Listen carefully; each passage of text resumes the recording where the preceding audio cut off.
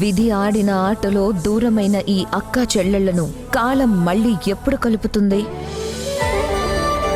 జానకి పరిణయం మీ ఈటీవీలో.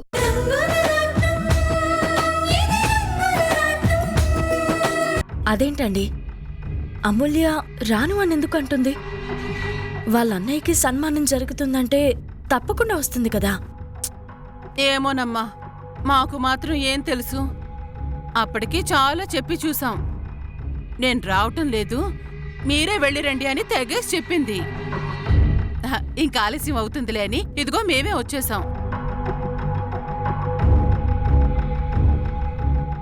సరే, ఇప్పుడు దాని గురించి వదిలేయండి. ఇప్పటికే ఆలస్యమైంది, ఫంక్షన్కి వెళ్ళాలి కదా. ఏదైనా ఉంటే అక్కడికి వెళ్ళాక మాట్లాడుకుందాం. పదండి. తాతయ్య, నేను కూడా రెడీ. పద. పదండి. ఒక్క నిమిషం తాతయ్య.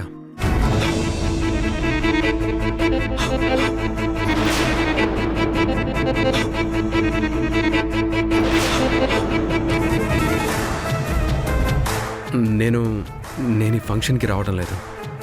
నా బదులు బాలు అవార్డు అందుకుంటాడు. ఆ సన్మానం బాలుకే జరుగుతుంది. ఏంట్రా, నీ బదులుగా వాడు వెళ్ళడం ఏంటి? నీ బదులుగా వాడు అవార్డు తీసుకోవడం ఏంటి? అసలు ఏం మాట్లాడుతున్నావు నీకు అర్థమవుతుందా? నేనంతా ఆలోచించే మాట్లాడుతున్నాను. బాలు, ప్లీజ్ నువ్వు వెళ్ళి అవార్డు తీసుకో.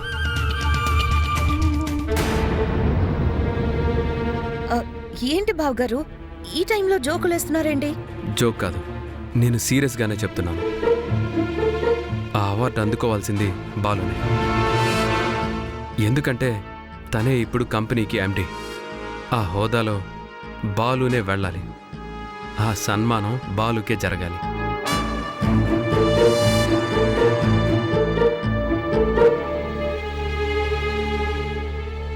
అదేంటి బావగారు, మీరే అవార్డు తీసుకోవాలి. ఆ సన్మానానికి మీరు మాత్రమే అర్హులు.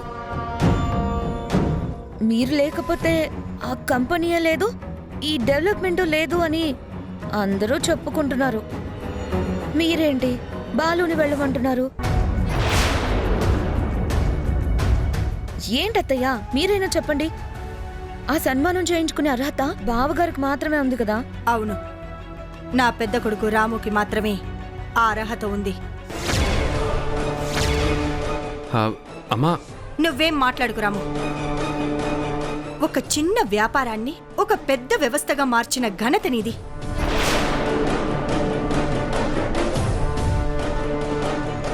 ఈరోజు మన కంపెనీకి ఇంత మంచి గుర్తింపు వచ్చింది అంటే అది నీ వల్ల. ఆ ప్రెస్టీజియస్ అవార్డ్ అందుకునే అర్హత ఈ కుటుంబం మొత్తంలో నీకు మాత్రమే ఉంది.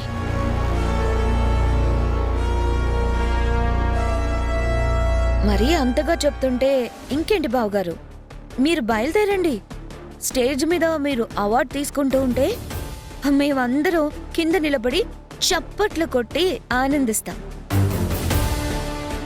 అసలు మేము వస్తుందే చప్పట్లు కొట్టడానికి బావగారు. నేను వద్దని చెప్తున్నాను కదా. బాలు, నువ్వు వెళ్ళి అవార్డు తీసుకో.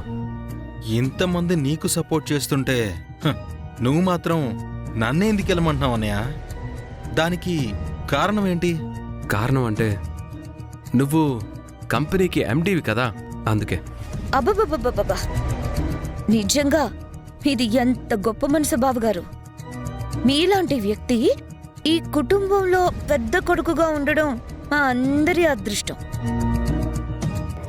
రాముడి పేరు పెట్టుకున్నందుకు ఆయనలాగే మీరు మీ తమ్ముడికి పట్టాభిషేకం చేస్తున్నారు.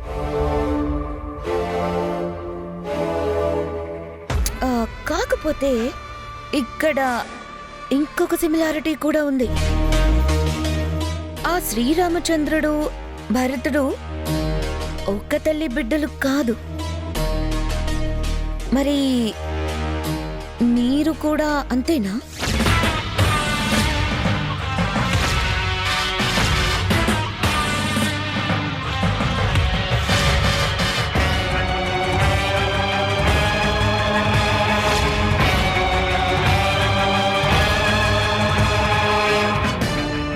శశి, ఏం మాట్లాడుతున్నావు? మీరెందుకు తాతయ్య అంత కోపం తెచ్చుకుంటున్నారు?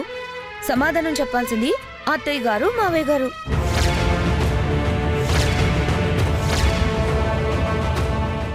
అత్తయ్య గారు చెప్పండి, బావగారు నిజంగా మీకన్న బిడ్డేనా?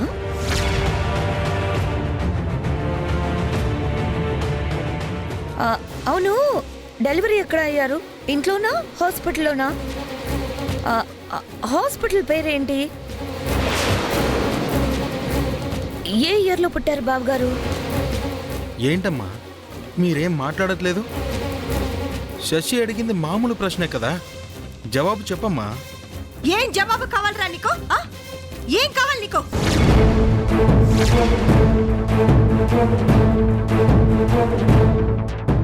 వీడు నా కన్న కొడుకు కాదా అనేగా మీకు కావాల్సింది? సమాధానం మీ ప్రశ్నలోనే ఉందని మీకు కూడా తెలుసు. తెలిసినా తెలియనట్టే ఇదంతా చేస్తున్నారని నాకు అర్థమైంది.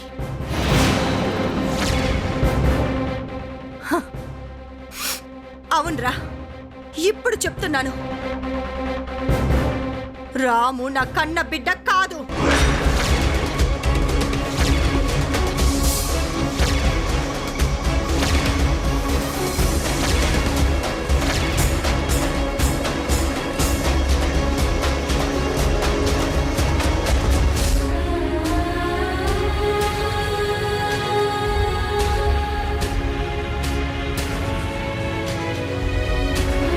కన్న బిడ్డ కాకపోయినా వీడు అంతకంటే ఎక్కువ. ఇలాంటి వాడు నా కడుపున పుట్టలేదు అని నేను ఏడవని రోజంటూ లేదు.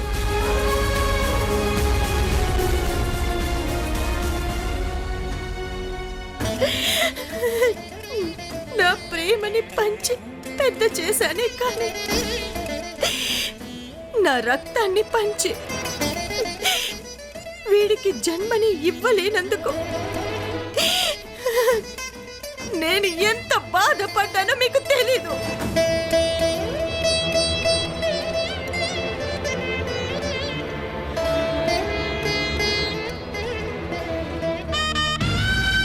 పేగు తెంచుకొని బిడ్డ పుడితేనే బిడ్డ కాదు.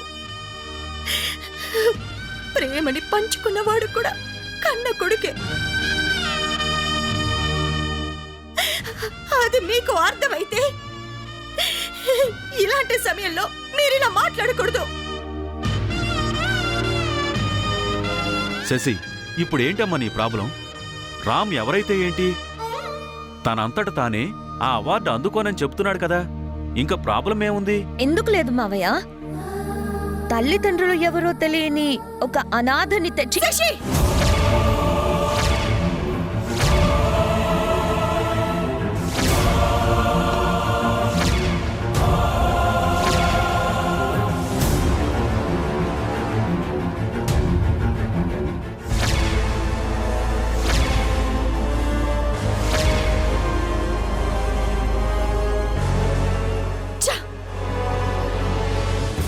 నోరు అదుపులో పెట్టుకొని మాట్లాడు.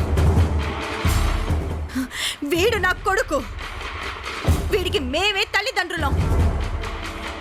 ఇంకొక్కసారి ఆ పాదం నీ నోటి నుంచి వచ్చిందో మర్యాదగా ఉండదు. అమ్మా, మీకు మాట అంటేనే అంత కోపం వస్తే మరి మీరంతా చేసిన పనికి మాకెంత కోపం రావాలి? నిజం తెలిసింది కాబట్టి, నిలదీసి అడిగాం కాబట్టి ఇదంతా చెప్పారు. లేదంటే పుట్టుక కూడా తెలియని ఒక మనిషిని జీవితాంతం నాకు అన్నయ్య అని అబద్ధం చెప్పి మోసం చేసేవారు కదా.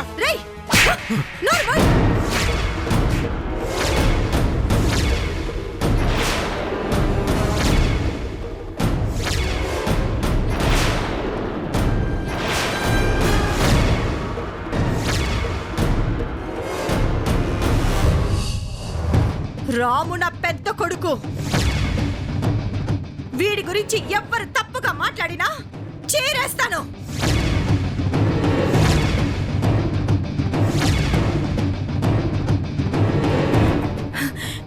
వీణ్ణి నువ్వు అన్నయ్య అని పిలవటం ఇష్టం లేకపోతే మానే. అది నీ ఇష్టం. కానీ రాము నా కొడుకు కాదు అంటే ఎవరిని క్షమించను. అలా అయితే ఆయన్నే వెళ్ళి అవార్డు తీసుకోమను, సన్మానాలు చేయించుకోమను. మధ్యలో మేమెందుకు? బాలు, ఆవేశంతో మాట్లాడి ఈ ఇంటి పరువు మర్యాదలు తీకు. నాన్న, ఇప్పుడు కాదు. ఎప్పుడైతే ఏ సంబంధం లేని మనిషిని ఇంటికి తీసుకొచ్చి ఈ ఇంట్లో పెట్టారో అప్పుడే ఇంటి పరువు నాశనం చేశారు.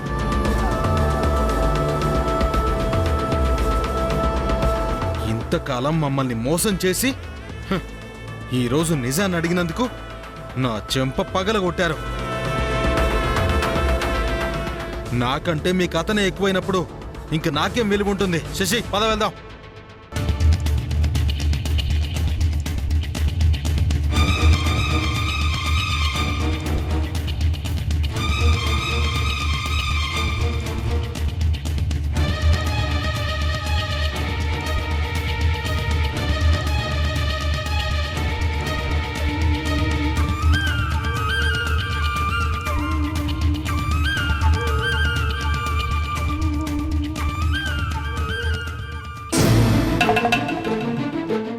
ఇంకా ఎక్కడెందుకు మనం?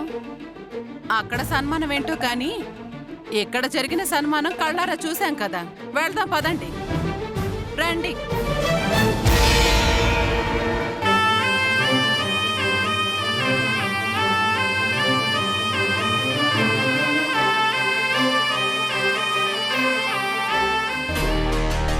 ఏమండి,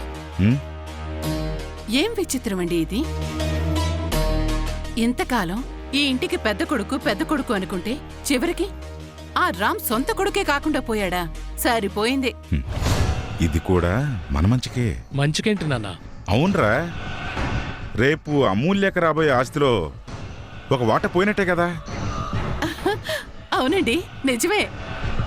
నిన్నటిదాకా ఆస్తి 4 వాటాలనుకున్నాం, ఇప్పుడు 3 వాటాలే. మనకి వచ్చే వాటా బాగా పెరుగుతుంది. ఏంటి పెరిగేది? మా అత్తగారి మాటలు విన్నారుగా. తను కనకపోయినా సరే ఆ రామ్ తన సొంత కొడుకే అంటోంది. ఎవ్వరేం చెప్పినా సరే ఆస్తిలో వాటా ఇస్తుంది. కన్న కొడుకు కాకపోతే ఆస్తి ఎలా ఇస్తుందిరా? ఒకవేళ ఇచ్చినా మనం చూస్తూ ఊరుకుంటావా ఏంటి? వాళ్ళ ఆస్తి వాళ్ళ ఇష్టం నాన్న, కాదని హక్కు మనకెక్కడుంది? వాడు చెప్పింది కూడా నిజమేనండి. మనం వాటా ఇవ్వకూడదు అంటే వాళ్ళు ఒప్పుకుంటారా? ఆ మాట మనమెందుకే అనటం? ఆ శశి ఉంది కదా, తనే చూసుకుంటుంది. ఈరోజు ఈ నిజం బయటికి లాగిన మనిషి రేపు ఆస్తిలో వాటా ఇస్తానంటే తనెందుకు ఊరుకుంటుంది? వాళ్ళంతా చూడదు.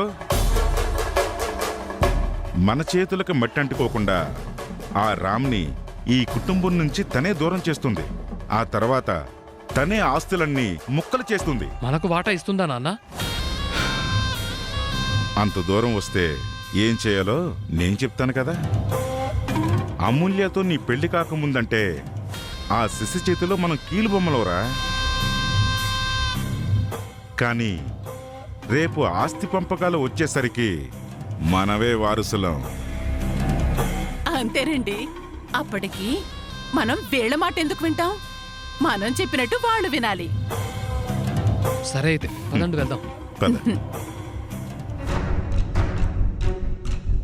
బేబీ, మీ అత్తగారు ఆ రామ్ విషయంలో అంత స్ట్రాంగ్గా ఉందేంటి? ఆవిడ ఎలా ఉంటే ఏంటి డాడ్, బాలు నాకు ఫేవర్గా ఉంటే చాలు. మొత్తం డ్రామా నేను ఆడిస్తాగా. అంతేనంటావు బేబీ? డాడ్, మీరు అలా చూస్తూ ఉండండి. ఆ రామ్ని ఇంటి నుంచి బయటకు వెళ్ళగొట్టించి మీకు గుడ్ న్యూస్ చెప్తాను. ఆ రోజు కోసమే ఎదురు చూస్తున్నాను బేబీ. వాడు ఎండీగా ఉన్నప్పుడు మన బిజినెస్ని ఎంత దెబ్బ కొట్టాడో, మనల్ని ఎంతలా అవమానించాడో గుర్తుంది కదా. అందుకే కదా డాడ్ మిమ్మల్ని పిలిపించి అందరి ముందు ఆ రామ్ ఈ ఇంటి కొడుకు కాదు అని నిరూపించాను. ఇంటి 4 గోడల మధ్య ఇంట్లో వాళ్ళ మధ్యన అవమానం జరిగితే అది చాలదు డాడ్. అందుకే తనని మీ అందరి ముందు అవమానించేలా చేశాను. ఇక జన్మలో ఆ రామ్ మీ ముందు తోకాడించడు. అప్పుడు కూడా ఎక్కువ తక్కువ మాట్లాడితే అసలు నీకు ఈ అయోధ్య నిలయానికి సంబంధమే లేదు అని మీరు ఎగతాళి చేసే అవకాశం దొరికింది డాడ్. బేబీ, వాణ్ణి ఎగతాళి చేసి అవమానం పాలు చేస్తే అది సరిపోదమ్మా. వాడు ఆ సీతతో పాటు ఇంట్లోంచి బయటికి వెళ్ళాలి. రాముడు లేకపోతేనే భరతుడికి పట్టాభిషేకం జరుగుతుంది. ఇప్పుడు నువ్వు శశిరేఖవి కావు, కైకేయిగా మారాలి. ఆ రాముణ్ణి కట్టుబట్టలతో అరణ్యవాసానికి పంపించాలి. అప్పుడే ఈ అయోధ్య నిలయం నీ సొంతమవుతుంది.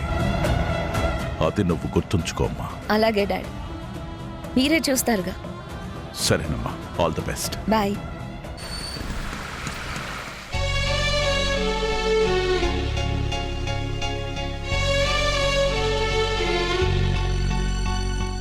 అన్నా, నేను బయటికి వెళ్తున్నాను. సార్ అడిగితే 2-3 గంటల్లో వస్తానని చెప్పు. ఎక్కడికి వెళ్తున్నావు ఆదిత్య? సినిమాకా? సినిమాకైతే చెప్తాను కదన్నా, చాలా ముఖ్యమైన పని మీద వెళ్తున్నాను. ఆ కార్ రెడీ అయిపోయింది, ఓనర్ వస్తే నువ్వు డెలివరీ ఇచ్చేసాయన్నా. అలాగే, నువ్వు వెళ్ళు ఆదిత్య.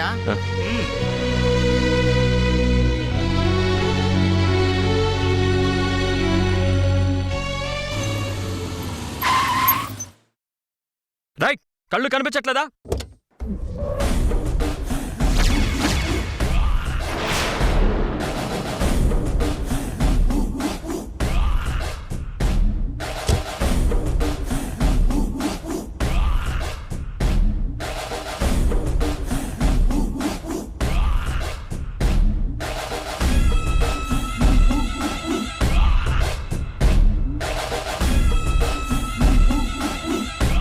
నువ్వా అనుకున్నాను.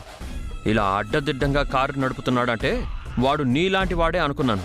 ఏ కళ్ళు పోయాయా? నా కళ్ళు ఉన్నాయో లేదో తర్వాత చెప్తాను. ముందు నీ సంగతి చెప్పు ఆదిత్య. ఎక్కడికి చాలా హుషారుగా బయలుదేరా? మీ రామన్నయ్యకి అవార్డు ఇస్తుంటే చప్పట్లు కొడదామని వెళ్తున్నావా? ఏయ్, నీలాంటి మెకానిక్కి అక్కడ ఎంట్రీ ఉండదు.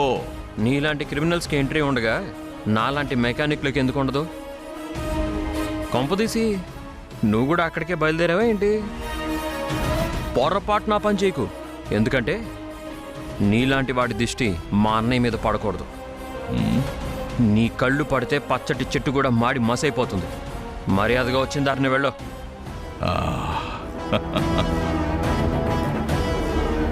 ఆ రామ్ గాడికి నా దిష్టి తగలాల్సిన అవసరం లేదు. దానికంటే ముందే పెద్ద దిష్టి తగిలి వాడి బతుకు నాశనమైంది. ఆ రామ్ గాడికి జరగాల్సిన సన్మానం సత్కారం ఆగిపోయిందిరా పిచ్చోడా. ఏమైంది? మా అన్నయ్యకి జరగాల్సిన సన్మానం ఎందుకు ఆగిపోయింది? నువ్వు నీ కూతురు కలిసి ఏం చేశారా చెప్పు. హే, వదులు. నేను చేసిందేం లేదు, అంతా రామ్గాడే చేసుకున్నాడు. అసలు ఆ రామ్గాడు నీకు అన్నే కాదు. నీకింకో విషయం చెప్పనా? వాడు మీ అమ్మా నాన్నలకి కన్న కొడుకే కాదు.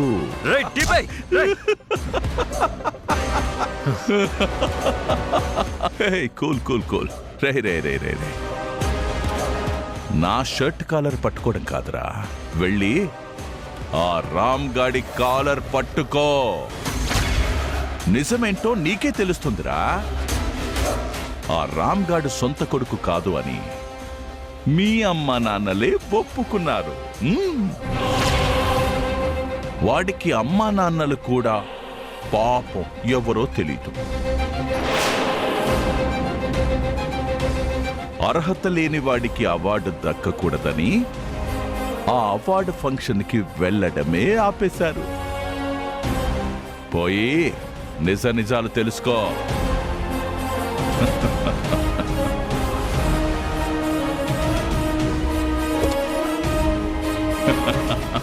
Bye, all the best.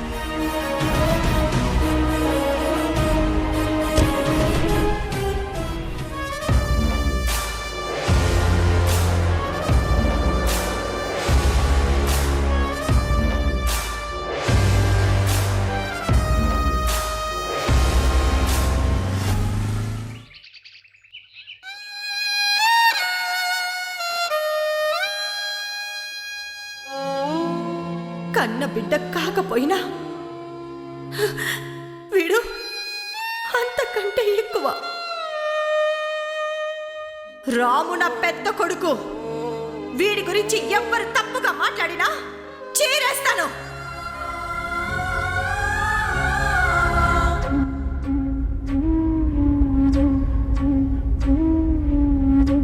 నా షర్టు పట్టుకుని నేను అబద్ధం చెప్పానంటున్నాడు. నిజమేంటో నువ్వే చెప్పమ్మా.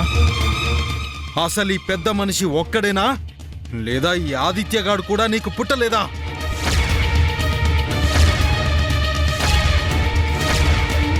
నోర్మోయ్!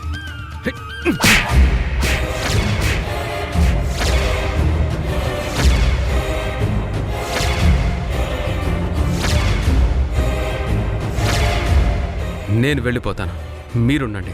నువ్వు గడప దాటావు అంటే నా మీద ఒట్టేరా. అమ్మా